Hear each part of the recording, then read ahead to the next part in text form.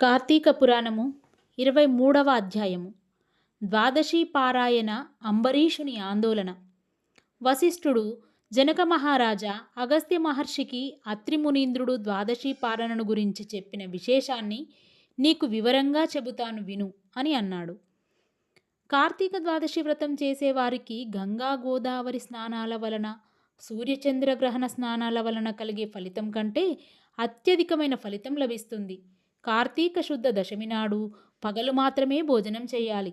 మరునాడు ఏకాదశి రోజున పూర్తిగా ఉపవాసం ఉండాలి. ఆనాడు హరినామస్మరణతో కాలం గడపాలి. ఏమీ తీసుకోకుండా ఉండాలి. ఆ విధంగా నిరాహారిగా ఏకాదశిని గడిపి ద్వాదశి గడియలు మించిపోకముందే పారణ ఆహారాన్ని చేయాలి. అంటే ద్వాదశి గడియలు దాటకముందే భోజనం చెయ్యాలి. నీకు ద్వాదశి పారణ చేసిన అంబరీషుని వృత్తాంతం చెబుతాను.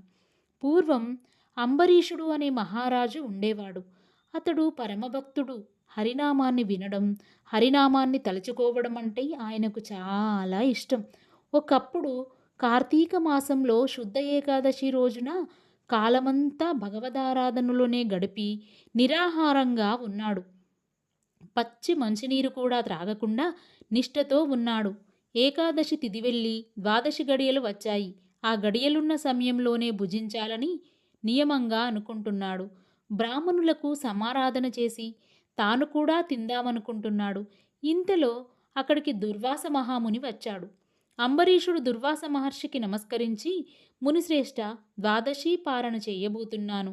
మీరు కూడా త్వరగా స్నానాదికాలను ముగించుకొని వెంటనే సమారాధనకు రమ్మని పిలిచాడు. దుర్వాసుడు అంబరీషుని కోరికను అంగీకరించి నదీ స్నానానికి వెళ్ళాడు. అంబరీషుడు చాలాసేపు ఎదురు చూశాడు. కానీ దుర్వాసుడు రాలేదు. అతిథి అభ్యదాగతులు నారాయణ స్వరూపులే.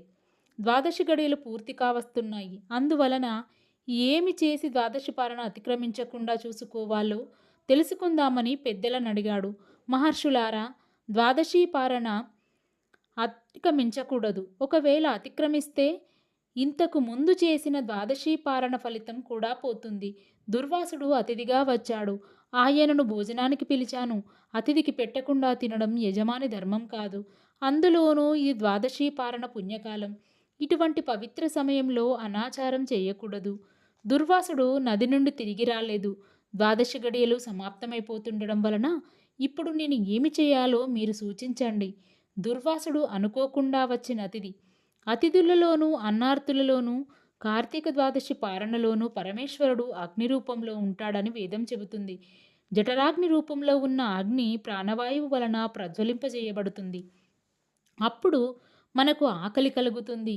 జీవుడు స్వీకరించే భక్ష్య భోజ్య చోష్య లేహ్య రూపమన్న ఆహారాన్ని అగ్ని ఆరగిస్తున్నాడు. కనుకనే ఇంటికి వచ్చిన అభ్యగతి శూద్రుడైనా చండాలుడైనా అతన్ని వదిలిపెట్టి తినకూడదు.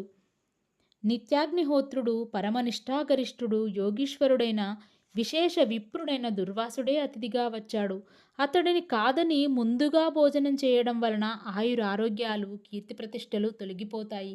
భోజనానికి రమ్మని పిలిచి నేను ముందుగా తింటే ఆ ముక్కోపి శపించే పరిస్థితి వస్తుంది.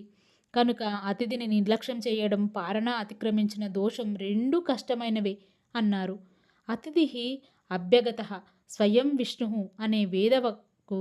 కనుక అతిథులను అభ్యగతులను నిరాదరించక గౌరవించాలని అంబరీషుడు మనకు సూచిస్తున్నాడు.